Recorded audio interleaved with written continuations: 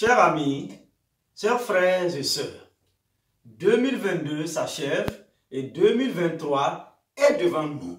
Comme il est de tradition, la période de vœux nous permet de regarder ce qui s'est passé et d'envisager l'avenir.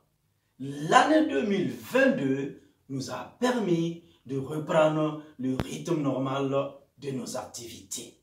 Chaque enfant de Dieu aspire à ce que la bonne nouvelle du royaume soit chaque année délivrée davantage.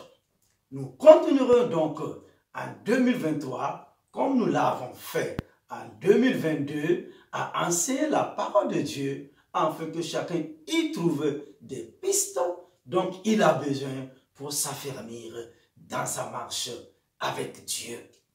Il ne faut pas oublier que les choses qui ont le plus de valeur sont celles qui n'ont pas de prix. Et notre éternité n'a pas de prix. Chaque nouvelle année peut être aussi source d'angoisse et d'inquiétude, même pour les enfants de Dieu.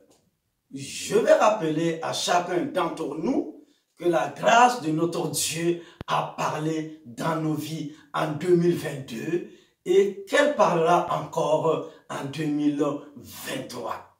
Je vais donc inviter chacun d'entre vous à accueillir 2023 dans l'assurance que notre Dieu n'abandonne pas ses enfants ni ses projets pour chacun d'entre eux. Aucune souffrance, aucune larme, aucun vent contraire ne peut remettre en cause ces projets pour nos vies. Faisons le choix, cette année encore, de regarder le cap et de demeurer dans la foi. Demeurons dans l'esprit d'un avenir meilleur que seul notre Dieu a la capacité de reconstruire. Car avec lui, rien n'est jamais à sa fin.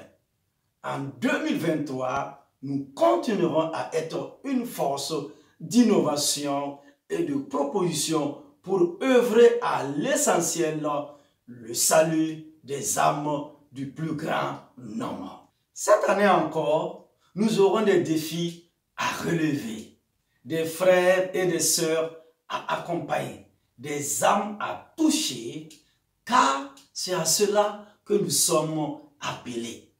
Nous ne sommes pas seuls pour cette tâche. Faisons le choix d'œuvrer encore cette année en nous laissant conduire par son Saint-Esprit, en le laissant nous remplir de son expérience, de sa paix et de sa sagesse. Pour l'église Centre Bethel, dont le Seigneur m'a confié la charge, cette nouvelle année sera aussi celle d'une nouvelle espérance pour l'extension du royaume. Nos temps de prière et de célébration seront conduits par le verset de l'année, le psaume 2, verset 8.